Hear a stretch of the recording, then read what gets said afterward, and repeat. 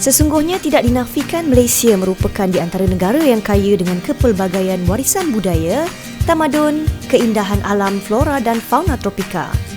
Latar belakang geografi sejak zaman berzaman menjadi tumpuan pelancong dari kalangan pecinta alam seantero dunia. Kali ini, 3 destinasi dengan paparan menarik di 3 destinasi sungai dengan keunikan tersendiri yang terdapat di Malaysia.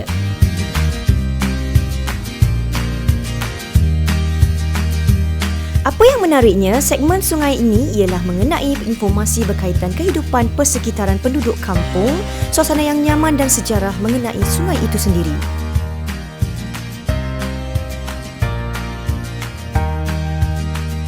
Untuk kupasan menarik episod ini, kita ke negeri di bawah bayu iaitu Negeri Sabah.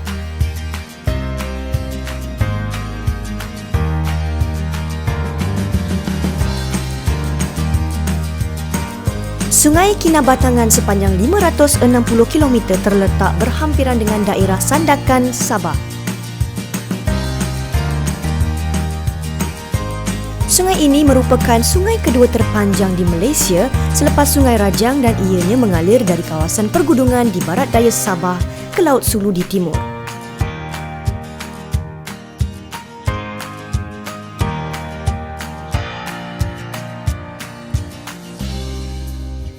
Takungan air di Sungai Kinabatangan merupakan takungan air tunggal terbesar di Sabah dan membanjiri sehingga kawasan luar dari daerah Sandakan.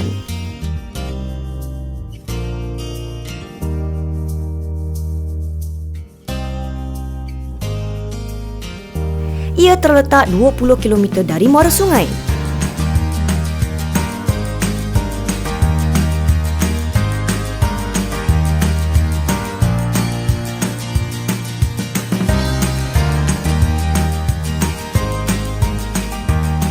Aktiviti pembalakan dan pertanian telah mengeruhkan air Sungai Kinabatangan.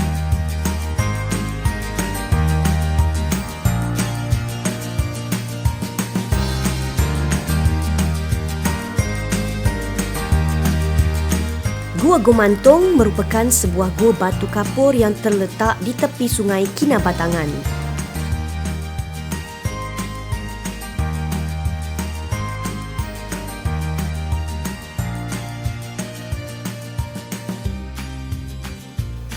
Gua ini menjadi habitat jutaan burung layang-layang dan menjadi antara sumber pendapatan penduduk di sekitar Sungai Kinabatangan.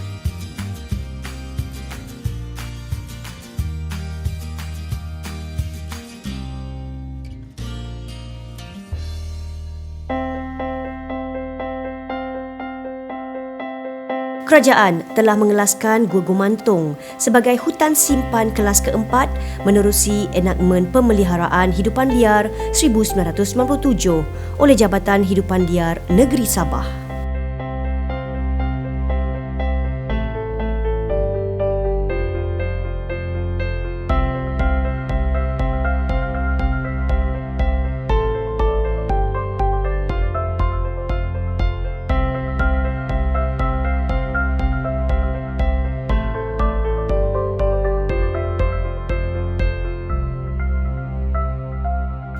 Sanktuari Hidupan Liar Hilir Kinabatangan dibuka pada tahun 1984. Sanktuari ini menjadi tarikan pelancong asing untuk menyaksikan sendiri kehidupan orang utan di habitatnya.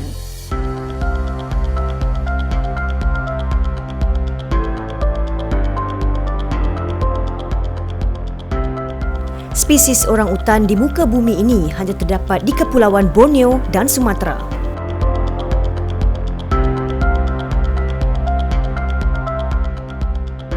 Di sepanjang sungai ini, terdapat beberapa chalet yang dikendalikan oleh Sukau Rainforest Lodge dan Kinabatangan Riverside Lodge. Pengunjung juga berpeluang melihat spesies kera hantu, kongkang, ungka, beruk dan lain-lain.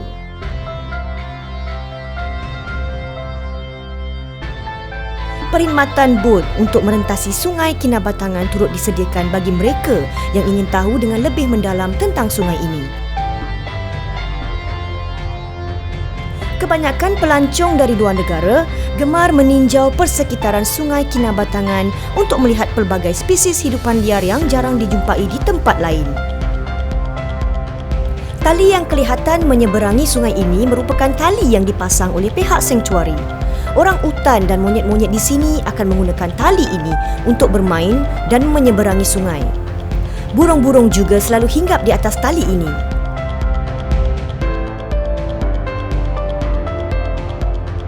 Di sepanjang persisiran Sungai Kinabatangan juga boleh dilihat banyak jeti dibina bagi memudahkan bot untuk berlabuh. Kita menuju ke Kampung Abai. Perjalanan mengambil masa lebih kurang 2 jam. Penduduk Kampung Abai tidak mempunyai alternatif selain jalan air melalui Sungai Kinabatangan untuk keluar dari kampung. Makanan tradisional yang terkenal di sini adalah upik-upik.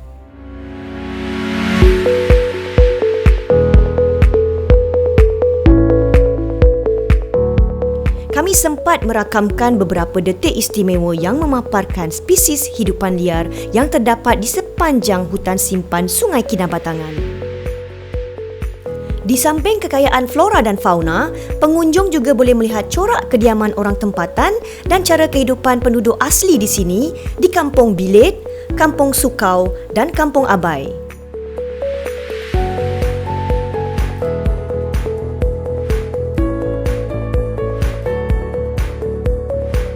Kebanyakan penduduk di sini menjadikan hasil sungai sebagai punca utama pendapatan mereka. Selain itu, mereka juga bertani dan mengusahakan perkhidmatan inap desa. Sekolah Kebangsaan Kampung Abai cuma terdiri daripada 49 orang anak murid, manakala untuk menyambung pengajian ke sekolah menengah, penduduk di sini terpaksa menghantar anak-anak mereka ke sekolah menengah Kampung Sukau.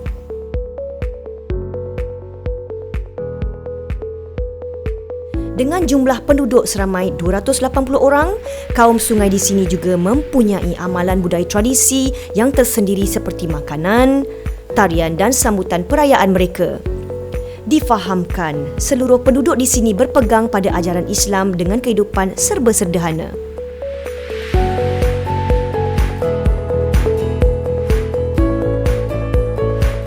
Dengan jumlah penduduk yang minimum, mereka mampu bersatu bagi meningkatkan taraf hidup mereka.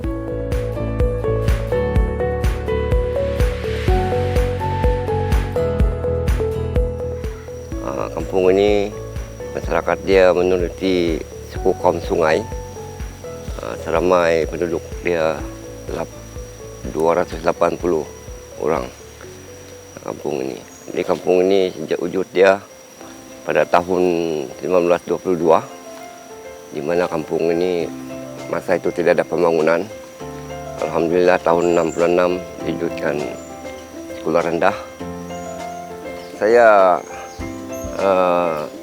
besar harapan, penuh harapan, khususnya pengunjung-pengunjung daripada luar sekitaran Kinabatangan, luar Kinabatangan, antarabangsa, Semenanjung, bolehlah datang di sini untuk bersantai di Kampung Abai, melihat seperti mana binatang-binatang yang ada, kelip-kelip yang paling top sini dan bangkatan yang panjang hidung itu, paling menjuruti dan orang utan.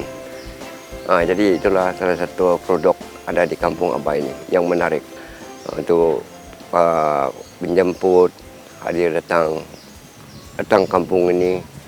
Tidak orang bilang menjanjikan, pasti semua ada di sini.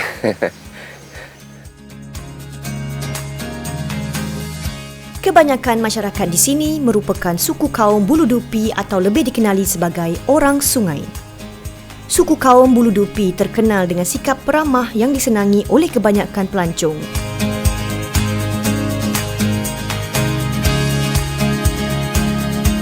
Walaupun peredaran zaman kemodenan merentas waktu, kaum Bulu Dupi masih berpegang kepada adat tradisi dan budaya bagi mengekalkan keharmonian setempat. Namun penduduk di sini tidak terus hanyut dan ketinggalan dengan peralihan zaman. Banyak pembangunan telah dibuat dari segi keindahan kampung yang bersih dan nyaman, kemudahan chalet dan homestay, Di samping penyediaan kemudahan bot bagi pengunjung untuk pergi ke sekitar kampung berhampiran.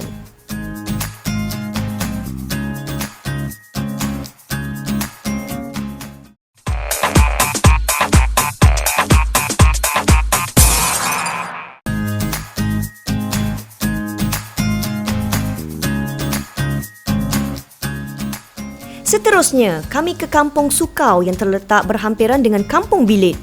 Perjalanan menggunakan jalan darat yang mengambil masa lebih setengah jam.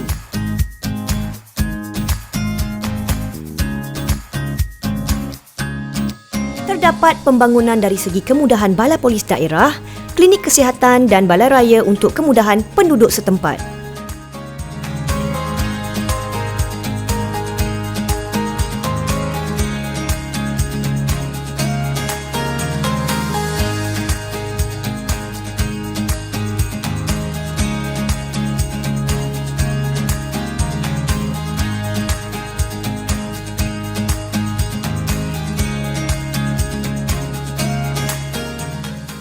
Kebanyakan penduduk di sekitar Sungai Kinabatangan ini bekerja sebagai petani dan nelayan sungai.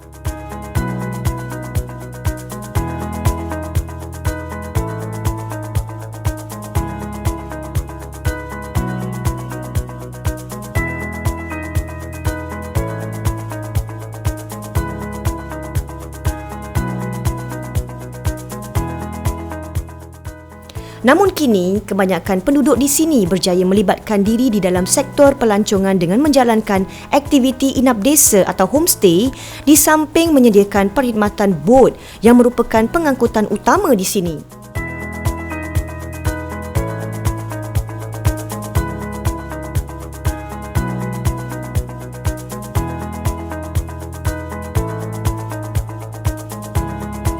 Antara perkhidmatan bot yang utama di sini ialah aktiviti menyusuri sungai atau river cruise.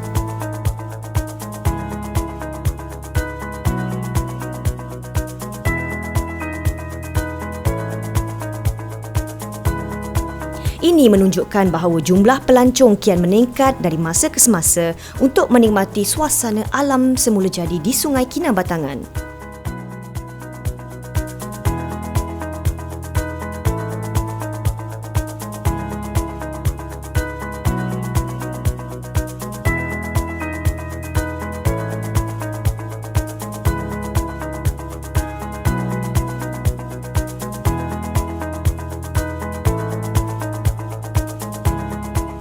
Sungai ini merupakan laluan bagi pelancong untuk menyaksikan pelbagai panorama sungai semula jadi dan mengintai haiwan-haiwan liar seperti monyet, gajah, buaya dan juga burung-burung.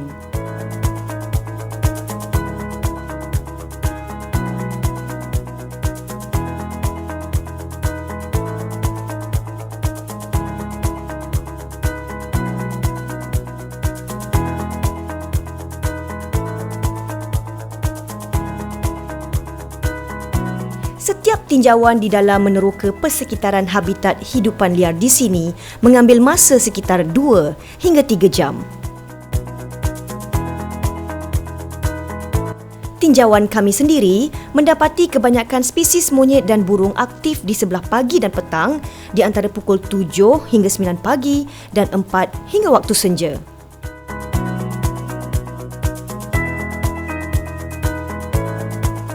Kelihatan banyak kesan tapak kaki gajah yang terdapat di lerенgan sungai ini.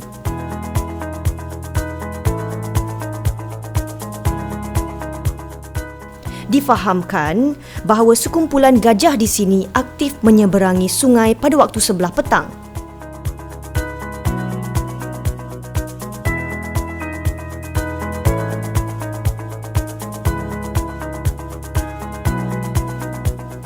Kawasan persimpangan sungai ini merupakan kawasan buaya liar. Terdapat papan tanda yang memberi notis amaran berkenaan kewujudan buaya di kawasan tersebut.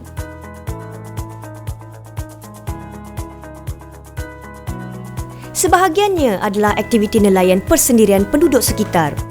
Mereka menggunakan kaedah menangkap ikan dan udang dengan menggunakan bubu dan sebahagian lagi yang dipanggil lanto.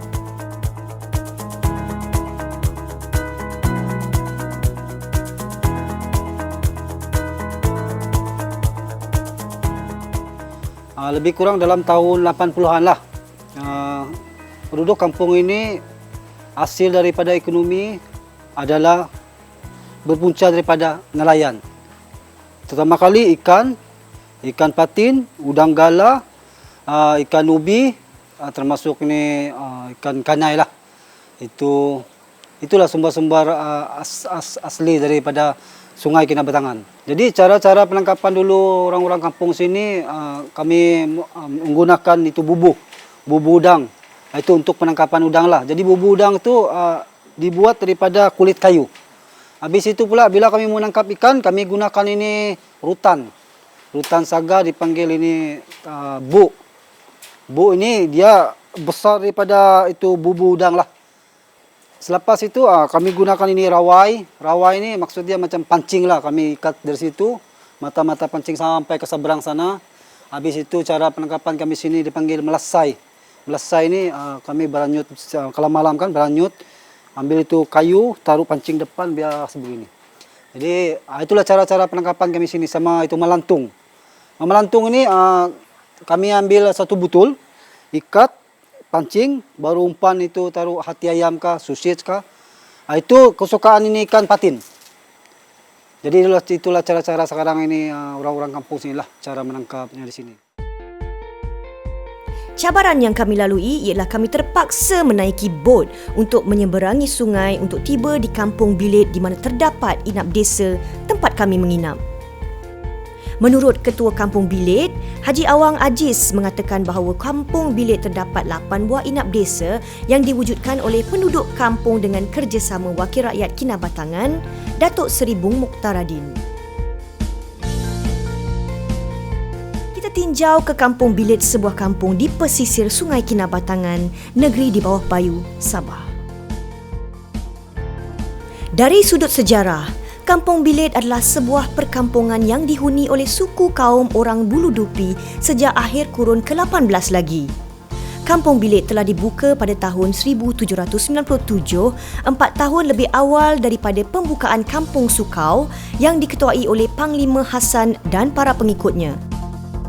Manakala pada 1888, semasa pemerintahan koloni British North Borneo Chartered Company (BNBCC), Kampung Bilit telah mendapat geran tanah untuk tujuan pertanian daripada BNBCC atas nama Panglima Bukang dan Panglima Dait sebagai pemegang amanah. Lokasi Kampung Bilit terletak di antara Kampung Sukau dan Kampung Batu Putih, Kinabatangan. Dengan jumlah penduduk yang hanya seramai lebih kurang 300 orang, penduduk di sini terdiri daripada suku kaum Bulu Dupi yang mesra dan peramah. Kebanyakan mereka adalah beragama Islam yang turut mempunyai tradisi dan budaya mereka yang tersendiri. Sebenarnya memang dari dulu lagi, dari nenek moyang kami memang dia punya sumber pendapatan dari segi nelayan bermacam-macam lah yang kami buat sampailah hinggalah hari ini. Sejarah dia pada mula dia dinamakan satu jenis pokok, pokok kebilit. Sebab di mana di Kampung Bilit ini jenis pokok ini ialah banyak tumbuh di kawasan kampung ini, sungai ini. Jadi itulah sebenarnya dinamakan pokok itu kebilit, dinamakan jadi Kampung Bilit. Dan di sini di kampung ini wujudnya pertama adalah homestay. Adalah homestay dan pula adalah juga datangnya pelabur-pelabur dari luar membuka lodge. Dan di sini kita berganding bahu dengan lodge-lodge yang ada di sini. Dan wujudnya homestay, alhamdulillah, menambah lagi sumber ekonomi kepada penduduk kampung.